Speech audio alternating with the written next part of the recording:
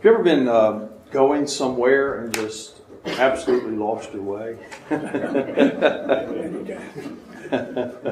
Isn't it a very uncomfortable feeling when you realize you have no idea where you are? Kay and I had an experience a couple of years ago. It wasn't driving around when we got lost, but it was a similar experience in a way. We took a trip to Puerto Rico. And one of the places that I really wanted to see there, in Puerto Rico they have a couple of places, they're called bioluminescent bays. I don't know if you've ever heard of them. But they're these bays, saltwater, kind of brackish water bays, and the conditions are just right to grow what they call phytoplankton, these little bitty microscopic organisms. And at night, when you push your hand through the water, they emit light. And the water just erupts with light. It's a spectacular sight. And Puerto Rico has 3 of the 5 best places in the whole world to see this phenomenon. So we decided while we were there, we were going to go experience this. Of course, the only way to get there is you have to kayak out there. And of course, you can't kayak out there during the day because you can't see anything. You have to do it in the dead of night. And you have to kayak. They had to actually cut like a causeway, a tunnel really, through the mangrove forest from where they launched the kayaks. For, I don't know, a quarter of a mile or so, quite pretty good distance. You had to paddle these kayaks through the mangrove forest in the dead of night to get to the bay. So we decided to take on this adventure, and so we got in the kayak, and they would generally put you in groups of, a couple dozen people, or a couple dozen kayaks, with 2 people in each kayak. And so Kay and I got in ours, and we were all settled and ready to go, and there was another individual that's really struggling with her kayak. So the guides asked if we would swap out. So we're in a shallow spot in the kind of the middle of this harbor, and we're getting out trading kayaks.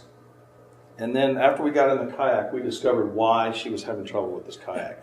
It was half full of water, and when I paddled on the right side, normally it's supposed to go to the left. This one didn't. It went to the right.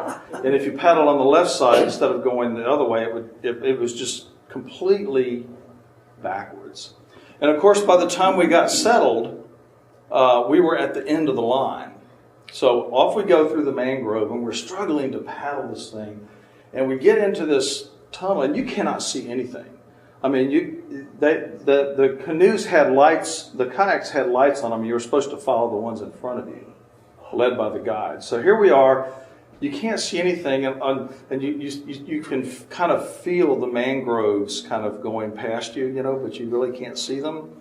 And then, of course, it's fairly narrow. And, of course, we're about halfway in there, and the other group is now coming out. And so the 2 groups kind of collide, and all the kayaks are going every which way, and half the people are falling out of the kayaks and trying to get back in.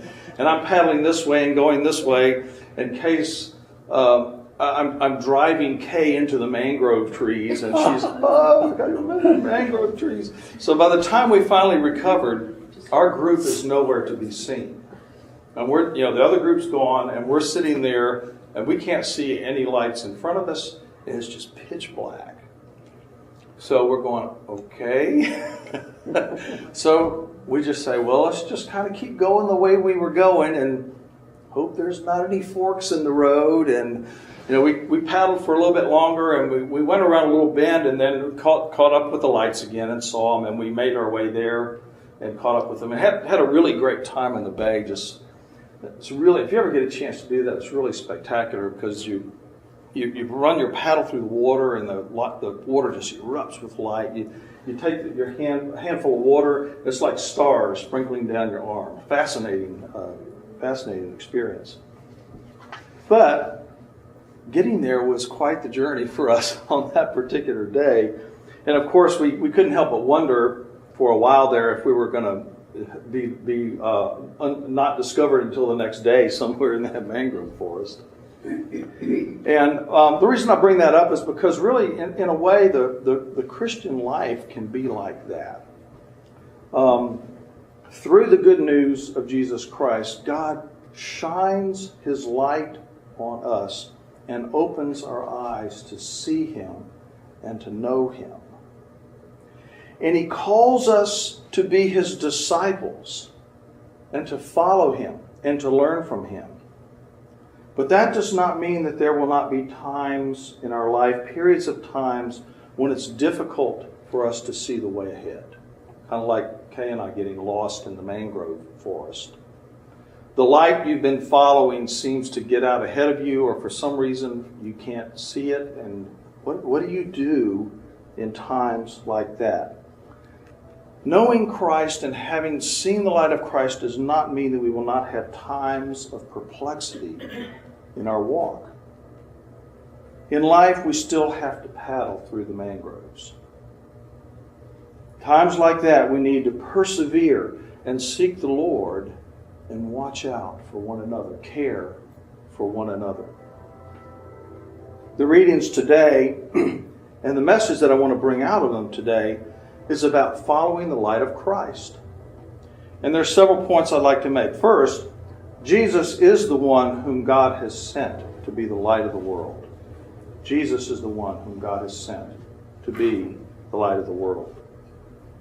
Secondly, Jesus calls us and invites us to be His disciples, to be His followers.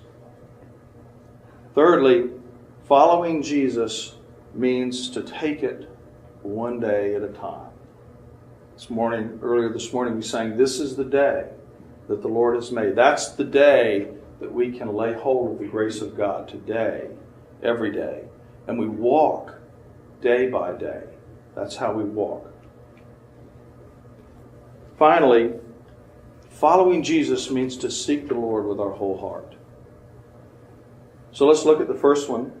Jesus is the one whom God has sent to be the light of the world.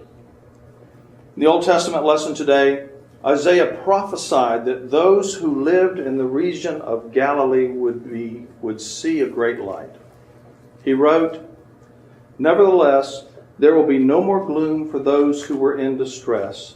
In the past, He humbled the land of Zebulun and the land of Naphtali, but in the future He will honor Galilee of the nations by the way of the sea beyond the Jordan."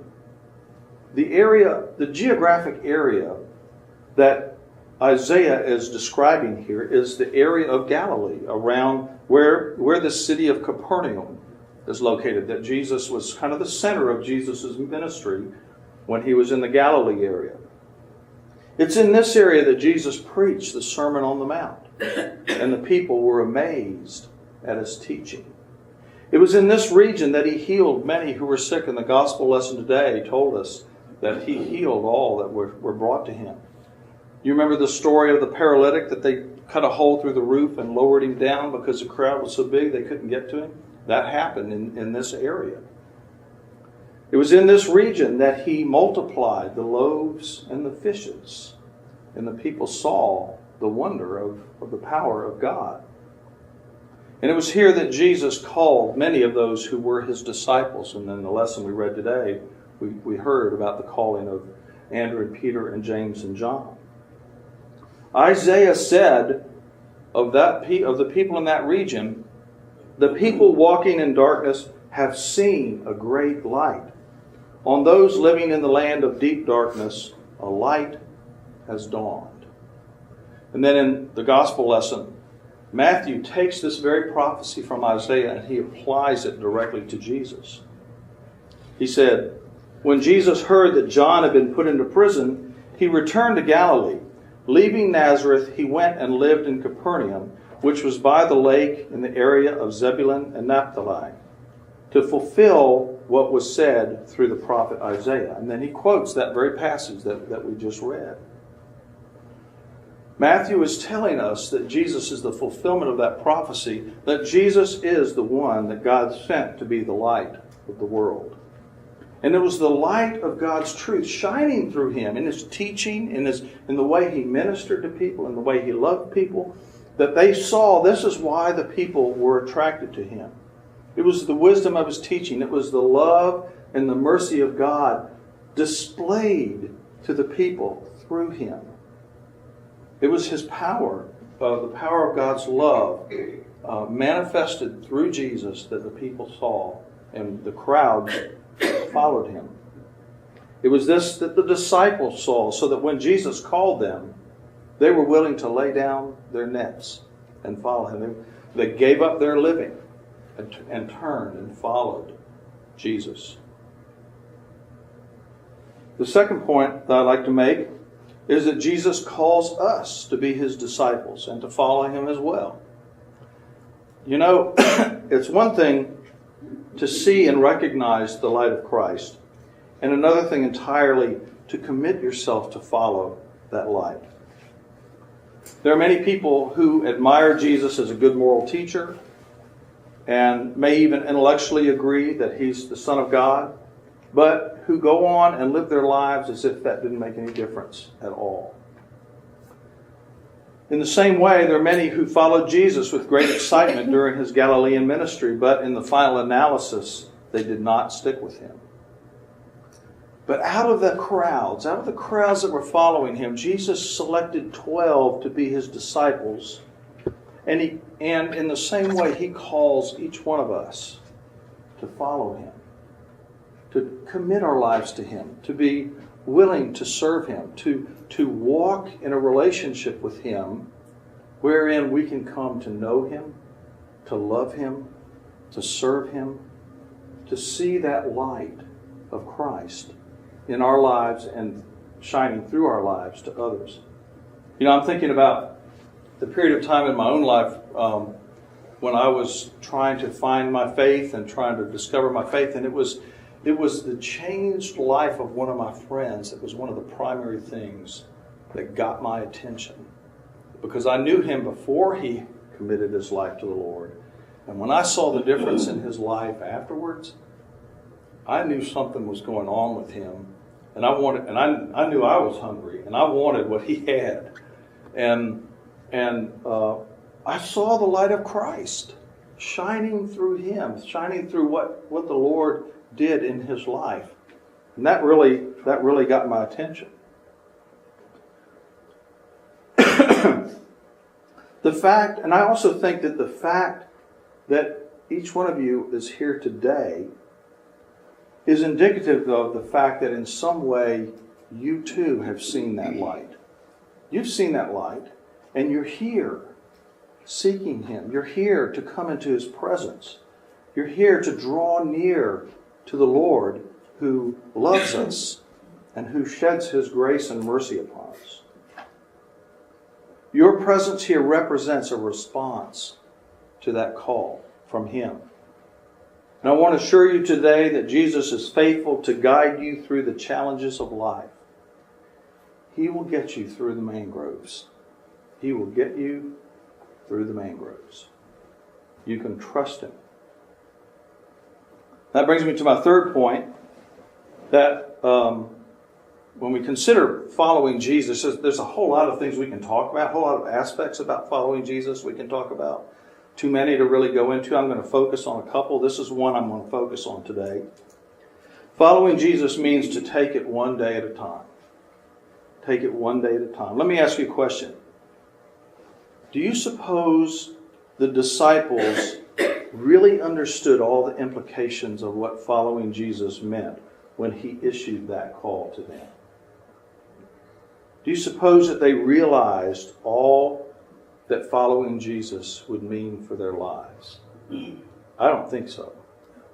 I don't think they had, maybe if they had known, maybe they wouldn't have wanted to, because of the challenges that came along with that.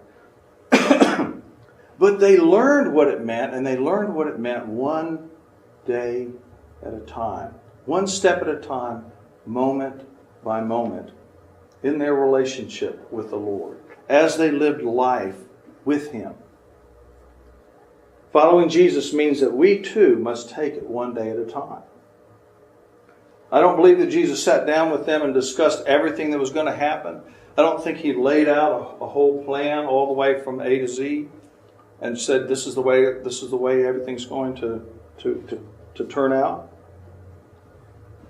But he did issue a call for them to follow him and to trust him. And they responded based on, like I said before, based on what they saw in him. Based on the light of God that they saw shining in his life. That's the basis on which they followed him. And yet, don't you know that even so they still had questions and doubts from time to time?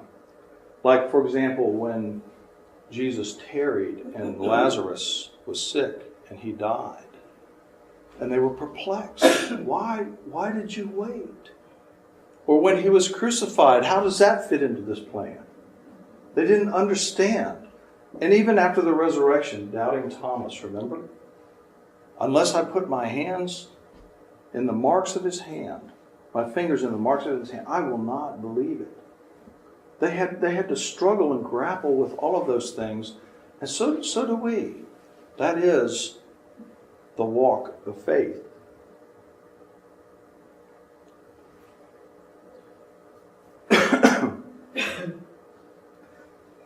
There was only one way for them to find out what it would mean for them to follow Christ, and that was to lay down their nets, to heed the call, and to follow him, and to stick it out through thick and thin. And then to continue on that journey even at times when the light seemed to grow dim, and maybe they felt their kayak was in the mangrove trees.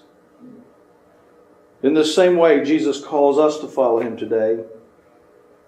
Now, by this, I'm not saying that we shouldn't do our best to make plans. We should. But I am saying that when we make plans, we should make them as best we can in the light of Christ, seeking to follow him. And I'm also saying that the best laid plans of mice and men do not always pan out. So even though we plan our way, part of it is we just don't know what kind of funny turns life's going to throw at us. And when that happens, it doesn't mean that God has abandoned us. But it does mean that we have to trust him anew and afresh and continue to follow. I know that there's some here today who are walking through some dark and difficult times, and I know that our church has walked a challenging path recently with a lot of unknowns this year. But I'd like to say that in times like that, what we should do is to continue to walk the path that Christ has already set us upon. In other words, walk in the light that you have. When the way seems dark, walk in the light that you have. If you can only see one step in front of you, take that step. Take it in faith. As you take that one step, God may shine the light on the next step. And then you take that step. And then we walk day by day, moment by moment, and discover his grace anew. If the light does not seem to be shining at all right now, wait on the Lord. Let me be quick to add that waiting on the Lord doesn't mean not doing anything. I'm talking about a very active kind of waiting, a kind of waiting where you're just continuing in what you already know of the Lord. Okay, and we're kind of lost in the mangrove trees. We didn't, we said, well, we know we were going this way. Let's just keep going.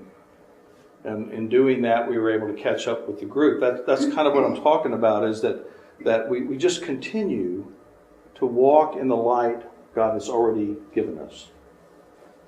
Remember the Hebrews wandering in the wilderness? They followed the pillar of cloud by day and the pillar of fire by night. When that pillar was moving, they moved. When it was stationary, they stopped and made camp. But while they were encamped, they still went out every morning to collect the manna that God provided. They still went every morning that God provided. They went out and collected that manna. And what I'd like to say is, let your relationship with Jesus be your daily manna when you are in a dark place. When you're lost in the mangrove, he will be your daily bread. Following Jesus leads me to my third point. Following Jesus means to seek him with all your heart. Let your relationship with God be your daily bread. Following Jesus means that our relationship with Him is the most important priority in our life. He is the source of strength and comfort. He is able to rescue us from difficulty. The psalm that we read this morning was one of David's psalms. In it, his love for the Lord is evident. His heart is so evident in that. He trusted the Lord when he was in danger. Most of the commentators think that psalm was actually written during the time that his son Absalom was in rebellion against him and was actually trying to kill him, and David was actually fleeing for his life. Despite that situation, he cries out, "The Lord is my light and my salvation. Whom shall I fear? The Lord is the stronghold of my life. Whom shall I be afraid?" We hear his trust in the Lord in that psalm. And then he goes on, "One thing I ask of the Lord, this only do I seek, that I may dwell in the house of the Lord all the days of my life, to gaze on the beauty of the Lord and to seek his temple." And then he says, "Hear my voice when I call, Lord, be merciful to me and answer me. My heart says, seek his face. Your face, Lord, will I seek." That's what David did. He loved the Lord, and he continued to pursue and seek the Lord in the midst of his challenges. Likewise, if you're in a place of perplexity in your faith journey, the way to get to the bay, the way to get to the destination, is to continue to seek the Lord with all your heart. To continue to do all those things that you know are the sources of God's light. Think back of the things, the places, the times where God has spoken to you and touched you. And continue in those things. Continue to read and meditate on God's Word. It's been said of I think I skipped this earlier. I want to look back and find this because there's a quote I wanted to make sure I said. Raymond Edmond, the former president of Wheaton College, said, "Never doubt in the dark what God showed you in the light. Never doubt in the dark what God showed you in the light. Instead, continue to pray and ask for God's help.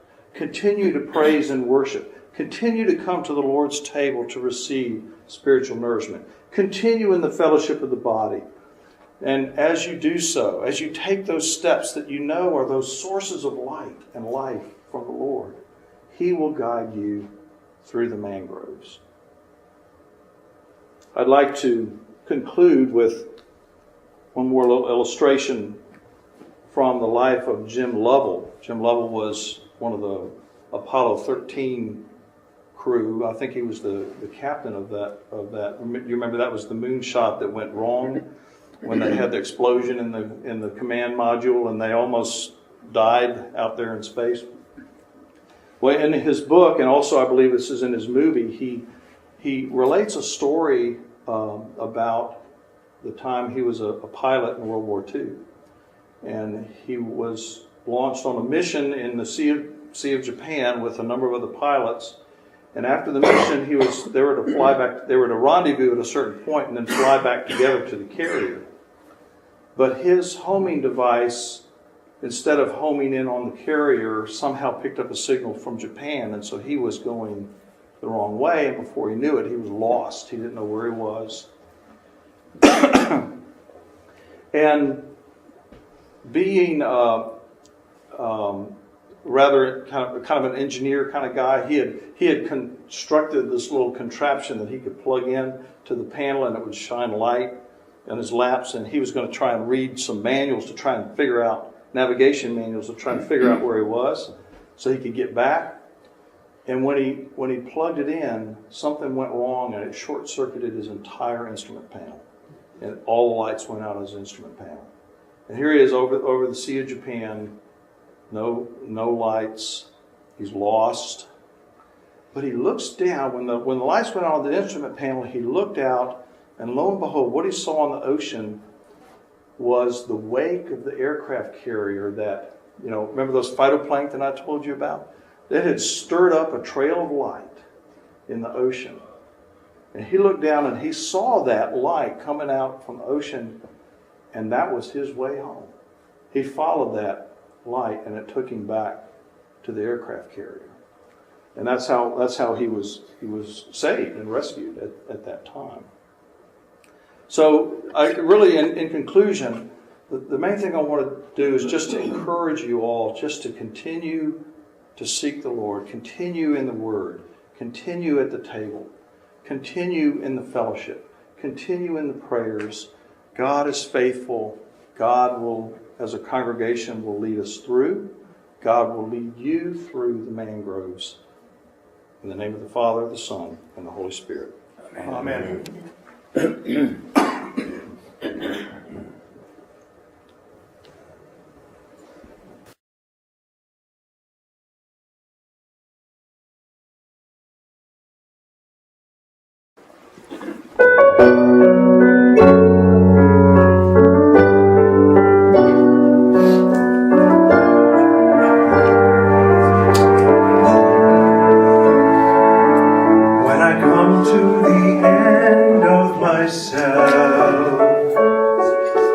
And the struggles of life take their toll, when the answers aren't easy to the questions I'm asking, and I feel like I'm losing control, when I finally surrender to my strength and my pride, and I find myself down on my knees, your love and mercy surround me, and I hear you say, that's where I want you to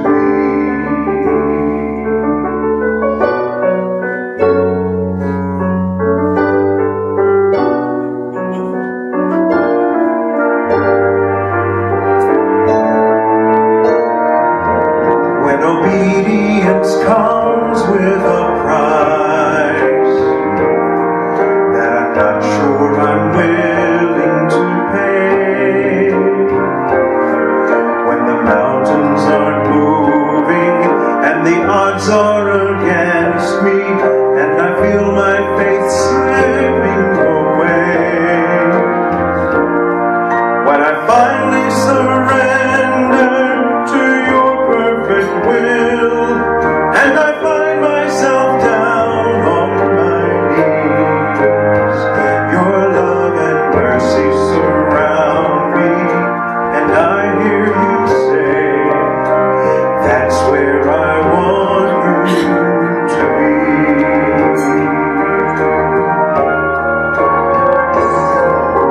Humble and broken, weary and worn, you give me strength to press on.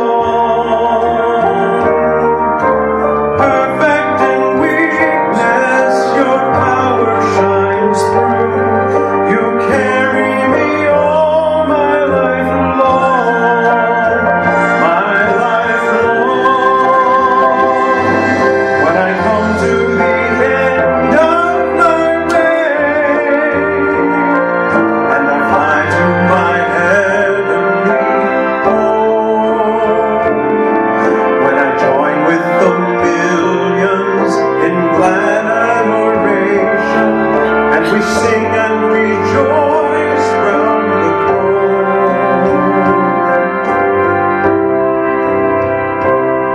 when I'm standing before you and you say, well done, and you show me that place built for me,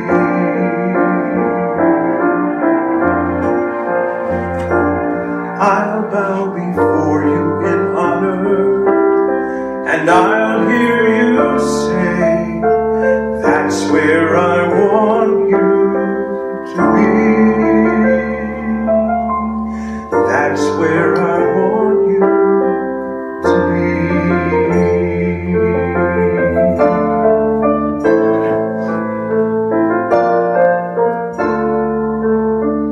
That's where I want